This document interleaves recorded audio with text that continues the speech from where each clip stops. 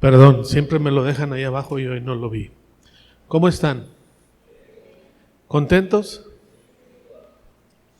Yo estoy muy contento, la verdad, porque cada domingo es un día más que Dios nos deja llegar a una nueva semana.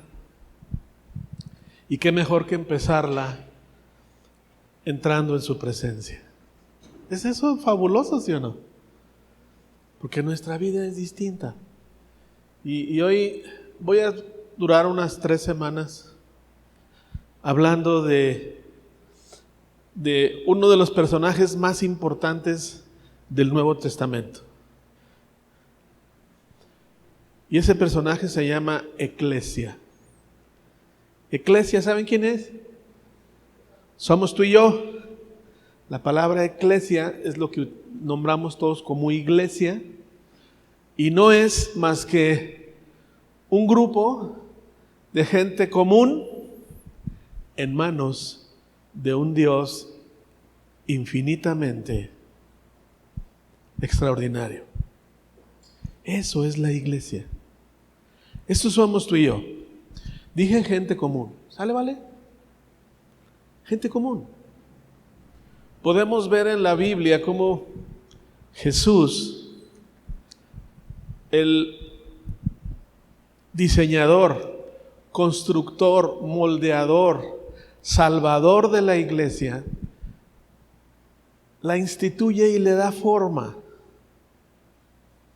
Le da forma. Vamos al libro de Marcos, permítanme, no traigo predeterminados los versículos, pero lo vamos a ver muy rápidamente. Vamos a dar un viaje en estas semanas para entender lo que Dios quiere que entendamos. Vamos al capítulo 3, versículo 10, del 14 en adelante.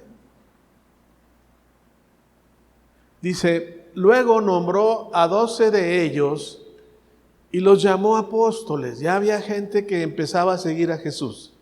¿Sale, vale? Dice, nombró a 12 de ellos y los llamó apóstoles. Quiero aclarar algo. La palabra apóstol significa enviado. ¿Sale? Entonces, el que es enviado en el nombre de Dios es un apóstol. Hay gente que ha agarrado el nombrecito para darse un cierto estatus espiritual. ¿Me están oyendo? Y la verdad no es más que un simple enviado. Un enviado de Dios. Una persona ordinaria en manos de un Dios extraordinario. ¿Sale, vale? Vean a los que envió. Dice, ellos lo acompañarían, lo acompañarían y Él los enviaría ¿a qué?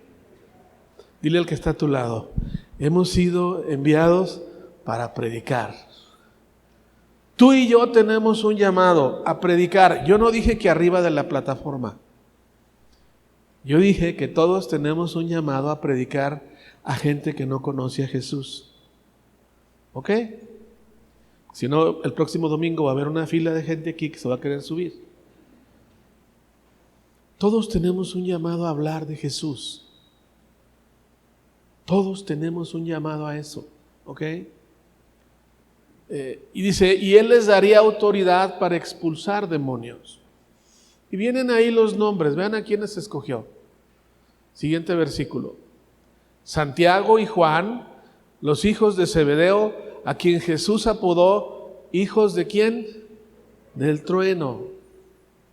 ¿Por qué les puso hijos del trueno? Porque eran gente con carácter. Y cuando tú juntas a 2 personas con carácter, de repente salen chispas. ¿Alguien sabe de lo que estamos hablando? Ambos eran líderes, ¿sí me entiendes?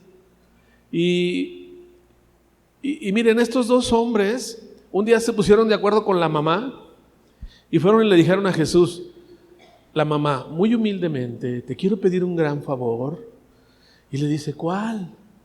¿Sería posible que en el reino de Dios uno de mis hijos se sentara a la derecha y otro a la izquierda? Yo creo que seguían discutiendo quién iba a la derecha y quién a la izquierda.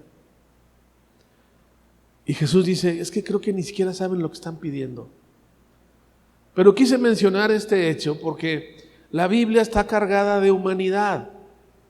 Porque la iglesia está formada por gente como tú y como yo. Estos dos andaban queriendo darle machetazo a caballo de espadas, tumbándole liderazgo a los otros 10, porque eran 12 discípulos. ¿Sí me explico? ¿Sí me entienden? Porque eran gente común. Eran gente común. Al igual que tú y que yo, que cometemos errores. ¿Alguien aquí comete errores? Si no, para de una vez elevarlo a un piso más arriba. Es gente común. Es más, les voy a decir una cosa. Bueno, vamos a seguir viendo los nombres. Andrés, Felipe, Bartolomé, Mateo, Tomás, Santiago, Tadeo, Simón. Ya después les daré características de otros. Ahí, por ejemplo, veo a Tomás. ¿Cuántos saben que Tomás es una de las personas que más ofendió a Jesús? Tú dices, bueno, ¿por qué? ¿En qué? ¿Dónde está? Es bien simple. Este era el que no creía que Jesús había resucitado. Este cuate no le creyó. Dijo, si yo no veo sus heridas y los clavos, a mí que no me vengan con que ya resucitó. Y Tomás es el ejemplo de gente que a veces está en la iglesia, que sí están siguiendo a Jesús, pero que no creen en el poder de Jesús y no han entendido la esencia de Jesús. ¿Están conmigo? Nadie se ofenda. Aquí habemos de, ¿cómo dicen? Dulce, chile, pozole y de mole, aquí hay de todo. Pero estamos en un proceso, ¿ok? Está Tadeo, está Simón, ¿quién más? Creo que son todos, ¿verdad? 19. Y ¿quién faltaba, hombre? ¿Por qué lo dejaron hasta el último? Creo que Marcos fue bien intencional, ¿verdad? Miren, Pedro no le creyó. Perdón, Tomás no le creyó. Pedro lo negó. Pero este ingrato fue y lo vendió. Dices, oye, qué buena onda, qué gente tan escogidita, ¿verdad? ¿Sabes por qué permite la Biblia que veamos eso? Porque entre todos nosotros sabemos de todo. ¿Sí me oyeron? De todo. Pero hay algo que quiero que entiendas esta mañana. La iglesia nació con estos 12. De ahí partió. De ahí empezó lo que hoy somos la iglesia a nivel mundial. Quiero que sepan algo. Estimaciones hoy día hablan de que de más de 6,000 y tantos millones, miles de millones de gentes que habemos en el mundo, se estima que al menos la tercera parte ya conocemos a Jesús. ¿Sí me están siguiendo? ¿Oyeron lo que dije? Esa es una estimación. También nos habla de la chamba que hay, no sé si me explico, faltan 2/3 partes. Más de 4,000 millones de personas, ¿tenemos trabajo, sí o no? Y les tengo otra noticia. En este país, en México, se estima que estamos muy próximos a llegar en los próximos años a que 1 de cada 5 personas ya conoce a Jesús. ¿Sí me están oyendo? Casi el 20%. ¿Pero qué creen? Tenemos mucha chamba, falta el 80%. Pero falta comentarles lo que está pasando en Aguascalientes. Andamos muy cerca del 5%. O sea que de cada 20 personas, 1 conoce a Jesús en nuestra ciudad. ¿Estamos de acuerdo en que tenemos más chamba que otros estados? Les voy a decir por qué. Porque en Chiapas ya andan llegando a que 2 de cada 5 ya conocen a Jesús. En Chiapas, donde está el ejército zapatista, sí. Aquí nos tocó vivir, ¿estamos de acuerdo? Pero aquí Dios quiere moverse en esta parte de la iglesia, tú y yo. ¿Sale, vale? Quiere hacer su obra. ¿Cuántos creen que Dios quiere en su reino a toda la gente de Aguascalientes? Entonces tú y yo tenemos que hacer lo que nos corresponde. ¿Sale, vale? Muy bien. Déjenme darles un hecho importante. Jesús empieza con estos 12.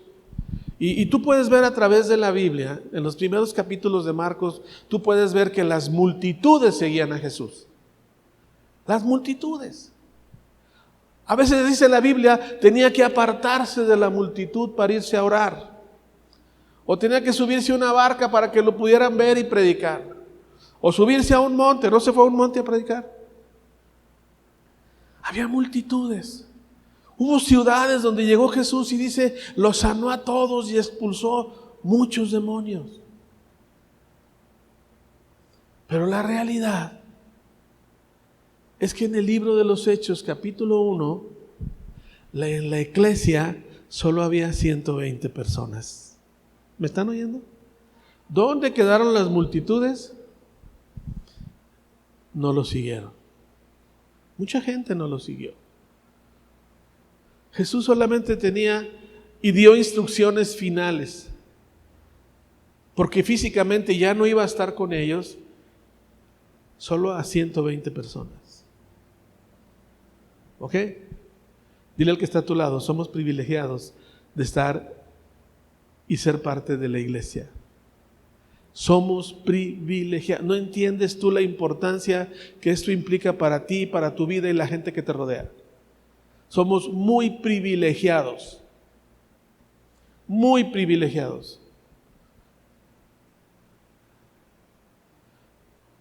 A veces subestimamos la gracia y misericordia de Dios en nuestros hogares.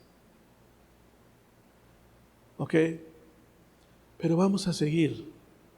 Tú tal vez dirás, bueno, ¿por qué tanta gente no le siguió? ¿Qué pasó? ¿Su ministerio fue un fracaso? No. Es que solo 120 creyeron. Vamos al capítulo 6 y veamos uno de las partes más tristes que puede haber en la Biblia. Quiero que vean el capítulo 6, versículo 1. Marcos 6, 1. Jesús salió de esa región y regresó con sus discípulos. ¿A dónde? A Nazaret. ¿Alguien se acuerda qué pasó en Nazaret? Pues era su pueblo, pues. Jesús ahí creció. ¿Cuántas gentes viven en Aguascalientes y no nacieron en Aguascalientes? Y tienes muchos años de vivir aquí y la verdad te sientes hidrocálido. ¿Sí o no? Pues es como Nazaret, pero este es Aguascalientes. Y Nazaret era el pueblo donde Jesús creció.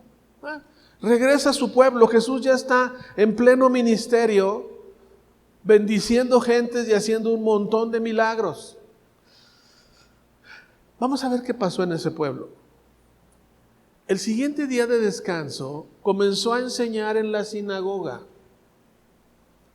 Y muchos de los que lo oían quedaban asombrados, preguntaban, ¿de dónde sacó toda esa sabiduría y el poder para realizar semejantes ¿qué? Milagros? Me llama la atención que ellos estaban conscientes de los milagros que Jesús hacía. ¿Estamos de acuerdo? Estaban perfectamente conscientes. Hay mucha gente que puede ver los milagros de Dios, pero ni aún así creen. Vean lo que pasa aquí. Y se burlaban. Hay gente que hoy día se sigue burlando de Jesús. Ay, andan en esos grupos de fanáticos.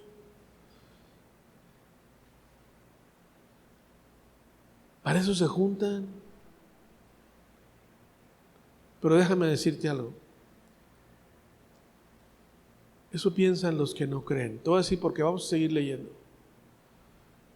Es un simple carpintero. Era el carpintero del pueblo. Jesús era el carpintero del pueblo. Y era bien conocido porque para empezar estaba tan chiquito Nazaret que no había muchos carpinteros.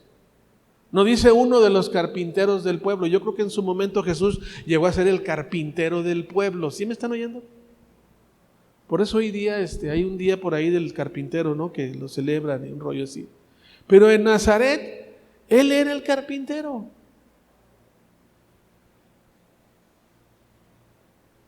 hijo de María. ¿Y qué dice?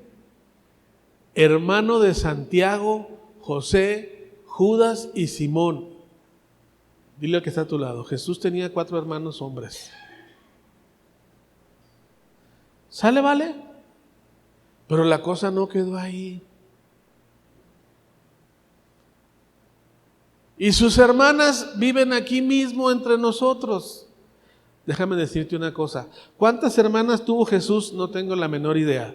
Lo que sí sé es que al menos eran 2, porque ahí está hablando en plural. ¿Sale, vale? O sea que mínimo eran 6 en la familia. 5 hombres y hermanas, que al menos eran 2, pudieron haber sido 8 o 9, no sé. ¿Sale? Y sus hermanas viven aquí mismo entre nosotros. Se sentían profundamente ofendidos. ¿Y qué dice? Se negaron a creer en él. ¡Wow! Qué bonito pueblo, ¿verdad? Y Dios decidió que ahí creciera. Ofendidos, no. Se ofendían porque pensaban que haciendo lo que hacía ofendía el orgullo del pueblo llamado Super Nazaret, que no llegaba ni a pueblo bicicletero porque no había bicicletas. Todavía no se inventaban. Pero era un pueblo muy insignificante. Por ahí en otra parte de la Biblia dice, ¿puede salir algo bueno de Nazaret? O sea, no era importante, no sé si me explico. Nazaret no era una ciudad esplendorosa, no era una ciudad moderna, comercial, ¿no me explico? Es un pueblo cerca de Jerusalén, que no era nada relevante. ¿Ok? Pero ellos se sentían ofendidos. Y dice, se negaron a creer en él. O sea, Marcos no le rodea. Dice, esto fue lo que hicieron los de Nazaret. Se negaron a creer en él. ¿Por qué lo subrayo? Porque eso puede traer consecuencias muy claras en la vida de la gente que decide no creer en Jesús. Vean el siguiente versículo. Entonces Jesús les dijo, un profeta recibe honra en todas partes, menos ¿dónde? En su propio pueblo. Ahí no recibe honra. Entre sus parientes, ¿y dónde? Su propia familia. Los que menos creen son los que son más cercanos. ¿Ok? Eso pasa. Levanten la mano los que tengan familiares cercanos que no se han convertido al Señor. Ahí está la realidad. No te creen. Vean qué consecuencias tuvo. Versículo 5. Y debido a la incredulidad de ellos, ¿qué dice? Jesús no pudo hacer, ¿qué? ¿Qué pasó ahí?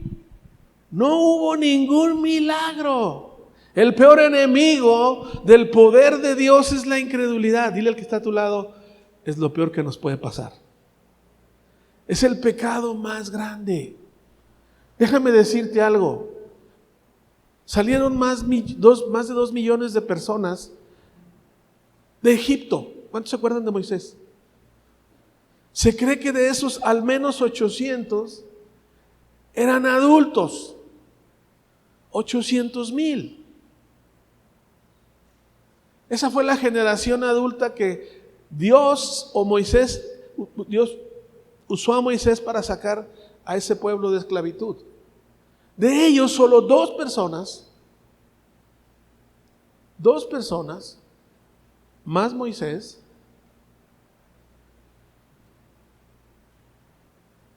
pudieron entrar a la tierra prometida. Más ni Moisés, solo 2 personas. Moisés no pudo entrar a la tierra prometida.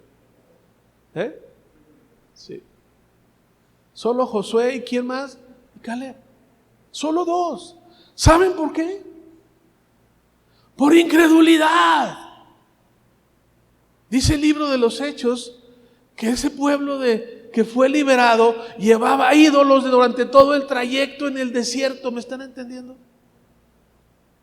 Se perdieron por incredulidad. La incredulidad es el enemigo más grande de la iglesia. Porque cuando no crees en Jesús, el mismo Jesús no puede hacer nada en tu vida. Ahí en Nazaret no pudo hacer ni un milagro. El Hijo de Dios, el poderosísimo Hijo de Dios, no pudo hacer un milagro allí. Eso dice la Biblia. ¿Sí me están oyendo? ¿Y cómo puede ser que en Samaria, un pueblo de gente de origen judío que se mezcló con otro tipo de pueblos y eran idólatras, abierta y descaradamente, hubo un florecimiento del evangelio impresionante, del conocer de Jesús? ¿Cómo se explican eso? En Samaria creyeron. En Samaria creyeron. En Nazaret no. Y ahí no pasó nada. Y quiero que entiendas algo. Si hay incredulidad en tu vida, no va a pasar nada. ¿Quién quiere ver milagros de Dios en su vida? ¿Y qué es un milagro? Un milagro no es más que la expresión de amor en la vida de una persona o personas haciendo cosas sobrenaturales. ¿Estamos de acuerdo? Cosas que tú y yo no podemos hacer. No está en nuestras manos. No lo podemos hacer. Pero somos un grupo de personas comunes con un Dios infinitamente extraordinario. Y si tú crees, Dios puede hacer el milagro que tu vida y tu familia cercana necesita. ¿Estamos aquí? ¿Me están siguiendo? Ok. Con incredulidad, ninguna iglesia avanza. Ninguna iglesia crece. Eso no pasa. El creer significa genuinamente decirle a Dios: yo no puedo, tú sí puedes. Y yo lo voy a ver, porque tú lo has prometido. ¿Sí me están siguiendo todos? No importa tu condición espiritual, no importa qué tan picudo eres en la iglesia, si predicas, enseñas o no, o sirves o no, todos tenemos un llamado a creer. Y Dios sabe que su iglesia está formada por gente común que depende de Él. ¿Sale, vale? Jesús sigue su ministerio, termina, es crucificado, es sacrificado y resucita. Y de todas esas multitudes, solo quedan 120. Hechos capítulo 2, no lo vamos a leer. Jesús les dice a sus discípulos cuando se aparece: quédense en Jerusalén y no se muevan hasta que el poder del Espíritu Santo haya venido sobre ustedes. No se muevan. Ahí quédense. Y ahí estaban los 120. En un lugar que se llama aposento alto. Es decir, estaban en una segunda planta. ¿Sí me explico? Y ellos se pusieron a orar. No hubo más instrucciones, nomás ahí se quedaron. Y Jesús vivió esos 3 años de ministerio relacionándose con estos 12 y sus familias. ¿Por qué digo sus familias? ¿No sanó a la suegra de Pedro? Por eso Pedro lo negó 3 veces, no se crean.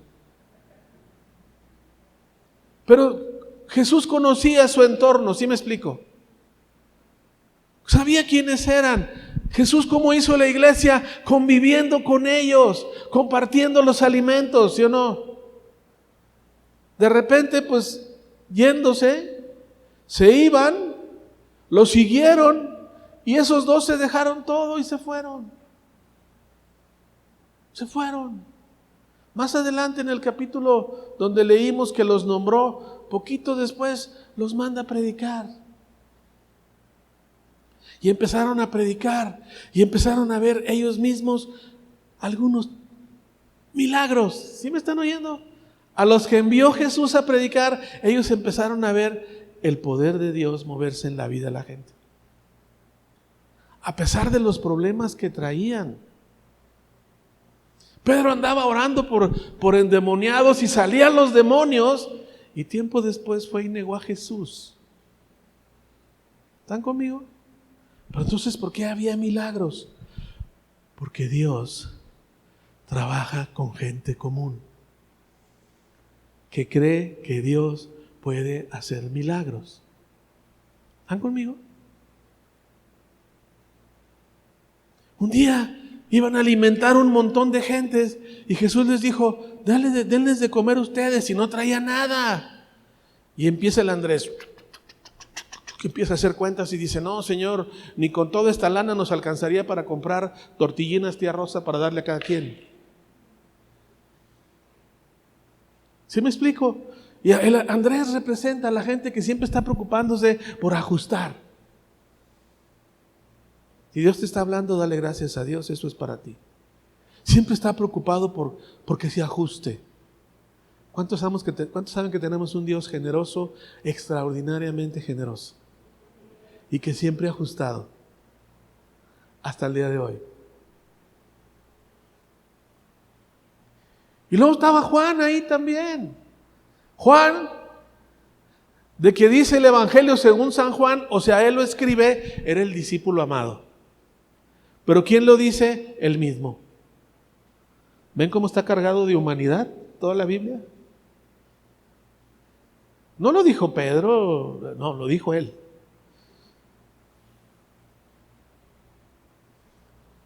Eran gente común, como tú y como yo, que se equivocaban, pero lo siguieron de corazón. ¿Sí me están oyendo?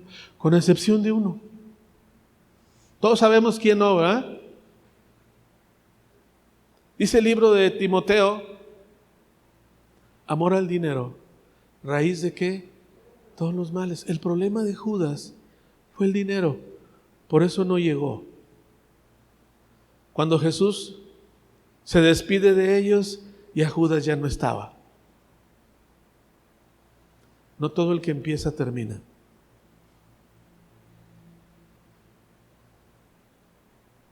Pero ahí estaban.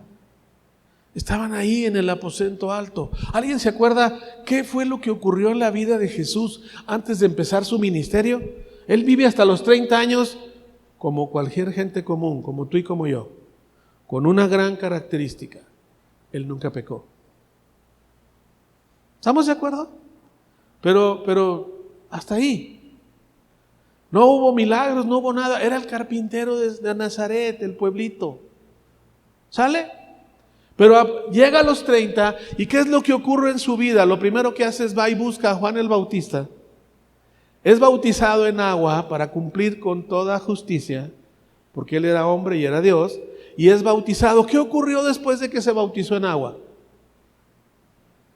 ¿Qué vino a él? La presencia del Espíritu Santo para ungirlo en su ministerio. Y Jesús le dice a esa iglesia, a esos 120, no se vayan de Jerusalén, no hagan nada hasta que no haya venido sobre ustedes, ¿qué? La unción del Espíritu Santo. Vino como un buen viento recio, ¿se acuerdan? Tembló y ellos empezaron y entendieron: es tiempo de movernos. ¿Qué hicieron? ¿Contrataron medios para decir, ya empezó este asunto? No, ¿verdad? Lo único que hicieron fue empezar a predicar el Evangelio. Eso fue lo único que hicieron. Ahí empezó todo. Pedro empieza a predicar y dice la Biblia, vamos a leerlo en el libro de los Hechos.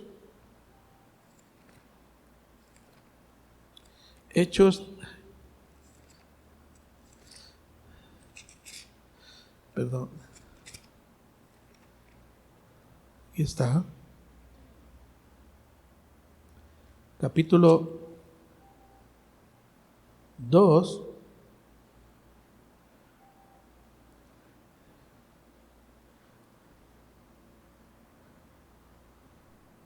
Perdón, búscame donde. Aquí está. Ya lo hallé. Aquí está. Versículo 41. Pedro empieza a predicar. El mismo capítulo 2. Y dice, los que creyeron lo que Pedro dijo, ¿qué pasó? ¿Fueron qué? Bautizados a la iglesia en ese mismo día, y sumados, fueron bautizados y qué? Y sumados a la iglesia en ese mismo día, ¿cuántos? Como 3,000 en un día. En un día. Se estaba cumpliendo una profecía. Se estaba cumpliendo una profecía ese mismo día. ¿Se acuerdan cuando Pedro no podía pescar nada? Que estuvo con sus compañeros de pescas tratando de pescar toda la noche y no pescó nada. Y ya de día, que no se pesca de día sino de noche, Jesús le dice, avienta la red allá. Y Pedro se queda, ¿cómo un carpinterillo viene a decirme qué onda para pescar? Él era el experto, no sé si me explico. ¿Están conmigo? Pero Jesús le dice, aviéntala ahí. Y Pedro dice, ni siquiera se dio cuenta de lo que dijo, en tu nombre aviento las redes. ¿Y qué pasó? Tuvo una pesca que se le reventaban las redes. Fue una pesca extraordinaria. Y luego Jesús le dijo, yo te haré pescador ¿de qué? De hombres. Y se estaba cumpliendo poco tiempo después lo que Jesús le había dicho. Primer predicación y pescó a 3,000. ¿Cómo envidio a Pedro? Yo quisiera ver eso algún día. Al menos la mitad. Bueno, la tercera parte. Pero que en una predicación se convierta tanta gente. Pedro, quiero que entiendan algo de Pedro. Les voy a ir dando datos de todos ellos. Pedro escribe las cartas de Pedro, ¿verdad? Hay quien cree que él es el autor, quien cree, no quiero meter aquí debate ni mucho menos, que fue el autor del Evangelio según San Marcos. La Biblia dice que fue Marcos, punto, no le movamos. ¿Por qué les digo esto? Pedro no sabía leer ni escribir. Dice la Biblia que eran del vulgo, o sea, eran gente común del pueblo. Y tú puedes ver cómo en las cartas de Pedro, Pedro agradece a Silvano, su escribano, porque Silvano escribía lo que Pedro le dictaba. Entonces Dios usó un analfabeta para hablarle a 3,000 personas en un día y se convirtieron, sí.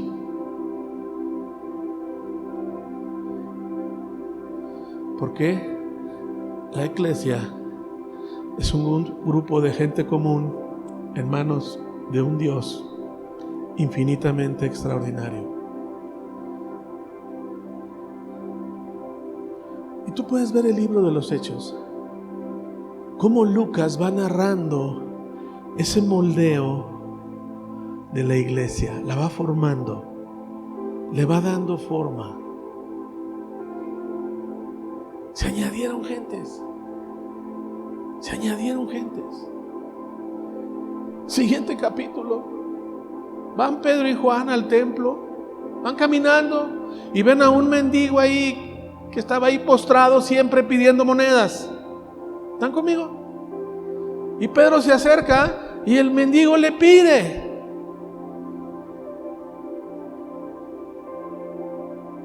Y Jesús le dice, no tengo ni oro ni plata, mas lo que tengo te lo doy ¿en qué? ¿En el nombre de quién? De Cristo Jesús. Ahora quiero que entiendan algo. Este mundo quiere cosas materiales. ¿Sí me están oyendo? ¿Qué estaba pidiendo el mendigo? Cosas materiales. Si tú le preguntas a cualquier persona fuera de este lugar que no conoce a Jesús, no conoce a Dios, y todos te van a decir que necesitan dinero. ¿Estamos de acuerdo en eso? Todo el que quieras. He oído a gente muy rica diciendo: yo necesito dinero. Pero el mensaje de la iglesia es darles lo que Dios tiene para ellos, no lo que ellos dicen que necesitan. ¿Están conmigo? Tú te vas a acercar a cualquier persona y tiene bien claro qué es lo que necesita, pero nunca están pensando en Dios. Por eso nos mandó a predicar a nosotros. Pedro se regresa y le dice: mira, yo no tengo ni plata ni oro. Por cierto, nosotros como iglesia tampoco. Pero lo que sí tenemos es lo que Dios tiene para cada persona. ¿Qué necesitaba este hombre? Caminar, moverse. Y lo levanta y le dice: camínale, compadre. Ay, ay, ay, ay, ay. Hubo una sanidad milagrosa, poderosísima en ese momento, ¿sí o no? Impresionante. Y el cuate empieza a correr y a brincar y todo el mundo dice: este tipo tenía 40 años ahí postrado. ¿Cómo puede andar a corre y corre y a brinque y brinque? ¿Cómo pudo ocurrir? Dios estaba respaldando a su iglesia. Ahora regrésate a nosotros. Tú y yo tenemos que aprender a vivir en milagros. ¿Sí me están oyendo todos? ¿Sí? Porque Dios quiere sanar y Dios quiere bendecir a su pueblo, a los que Él va a llamar. Y tú y yo tenemos que ir como el sembrador, a aventar semillas por todos lados. Cuando yo leía la parábola del sembrador, yo decía: híjole, ese sembrador es bien desperdiciado. ¿Cómo avienta semillas en las rocas? ¿Cómo avienta semillas donde hay arbustos? ¿Cómo avienta semillas donde hay rocas? ¿Cómo avienta semillas donde a un lado del camino donde no va a crecer? Pero eso refleja el corazón de Dios. Dios siempre le va a dar una oportunidad a cualquier persona, independientemente del corazón y las broncas que traiga. ¿Me están siguiendo? Tú y yo somos sembradores. Avienta la semilla por todos lados. ¿Cuántas veces tú te has frenado de no hablarle a alguien porque dices: no, él no me va a hacer caso? ¿A alguien le ha pasado o soy el único? No, es que esa persona no está pensando en Dios. Todos tienen necesidad. Y tu responsabilidad y la mía es ir y aventar semilla.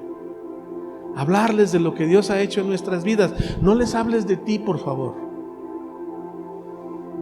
Háblales del autor y consumador de la vida, de Cristo Jesús. Háblales de que Él puede perdonar sus pecados. Basta con que ellos se lo pidan. No tienen que hacer nada, solo creer en Él. Ese es el mensaje. Y hacerles ver: Jesús vino, murió por tus pecados y resucitó. Y está vivo y está sentado a la diestra del Padre, intercediendo por nosotros, por su iglesia. Y vas a ver muchos milagros. Los vas a ver. Dices: ¿qué pasó en la vida de Pedro? Lo acababa de negar unos meses antes o semanas antes. Y ahora el cuate está predicando y 3,000 se entregan en un día. Y luego va y levanta a un cojo y empieza a correr. ¿Por qué? Porque Dios usa gente común, como tú y como yo.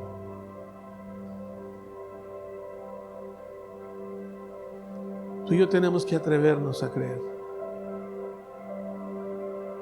Ha habido muchísimos milagros aquí en esta iglesia. Muchos milagros. Y sigue habiendo. Y va a seguir habiendo. ¿Cuántos lo creen? La cosa es que tú y yo nos activemos como iglesia y empecemos a hacer las cosas. Yo sé que hoy, ahorita, en este momento, todos nosotros tenemos un problema que no ha desaparecido en nuestras vidas y que en el fondo nos angustia o nos tiene con pendiente. ¿Sí o no? ¿Sí o no? ¿Eres parte de la iglesia? ¿Por qué no pides un milagro? Es que está bien difícil. Son los que le gustan a Dios. ¿Sí o yo? Para que su gloria sea derramada. ¿Por qué pasó lo que pasó en mi vida? ¿Por qué estas desgracias? ¿Por qué estas situaciones difíciles? Para que la gloria de Dios se manifieste en mi familia. ¿Quién lo cree? Créelo. ¿Quieres ver milagros extraordinarios? Créelo. No, es que mi familia son unos rejegos y no quieren saber nada de Cristo. Esos son los que más ama Jesús. Es que mi familia anda en pecados bien gruesos. ¿Cuántos saben que donde abundó el pecado, sobreabundó la gracia? Tú solo háblales. No hables, no solamente hables a los que crees que sí te van a hacer caso. Tú avienta la semilla. Para eso existimos, iglesia. Ese es el propósito de nuestras vidas. Quiero que lo entendamos todos muy bien. Es el propósito de nuestras vidas. Extender el reino de Dios. Y yo sé que Dios ahorita está poniendo en tu corazón la necesidad de pedir un milagro. ¿Cuántos lo están sintiendo? ¿Cuántos lo están sintiendo? Levanta tu mano y dile: Dios, yo sé que tú quieres hacer un milagro hoy en mi vida. Díselo. Y dile: Señor, yo lo creo. Yo lo creo. Yo lo creo. No tengas temor. Tú solo deja que la mano de Dios te levante y que te diga: dale, ponte a correr. ¿Saben cómo corrió el tipo que estaba ahí postrado? Feliz de la vida. Por primera vez en su vida pudo correr y hacer todo lo que él quería hacer. ¿Quién quiere correr libremente esta mañana? ¿Quién quiere ver la mano de Dios moverse en su vida? Toda la gloria le pertenece a Él. ¿Me oyeron todos? Tú y yo no podemos hacer nada por todos esos problemas, pero el Dios extraordinario que tenemos, sí, y quiere hacerlo. Cierra tus ojos, ponte de pie. Y solo te voy a pedir algo. Voy a pedir que pase la alabanza, por favor.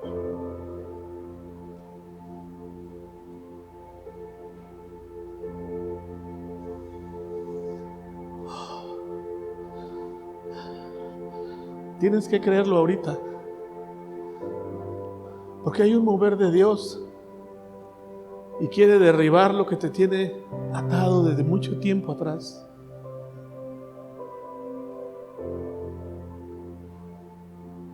El amor de Dios quiere derramarse en tu vida y en la mía, porque Dios quiere bendecir a su pueblo esta mañana. Solo levanta los brazos a Dios y adórale y dale gracias. Ya Dios sabe lo que tú necesitas. Solo dale gracias y dile: gracias, Dios, porque no soy más que una persona común que ha decidido creer en ti. Perdona mis ofensas, Padre, pero tu amor y misericordia me ha alcanzado hoy. Gracias, Padre. Gracias, Dios, porque tu poder se perfecciona en mi debilidad. Y yo me declaro débil porque yo con ese problema no puedo, pero tú sí puedes. Y tú lo vas a hacer a su tiempo y en la forma en que tú poderosamente lo decidas. Recibe, alza tus brazos y dile: gracias, Dios. Tú lo estás haciendo. No importa el tiempo que yo tarde en verlo, tú lo estás haciendo hoy. Tú lo estás haciendo hoy. Espíritu Santo, gracias. Eres tú quien nos moldea. Eres tú quien nos empodera. Y hoy desatamos el poder de Dios en la vida de cada uno de nosotros. Y hemos dado gracias porque creemos que tú lo vas a hacer. Te amamos, Señor. Amén, amén.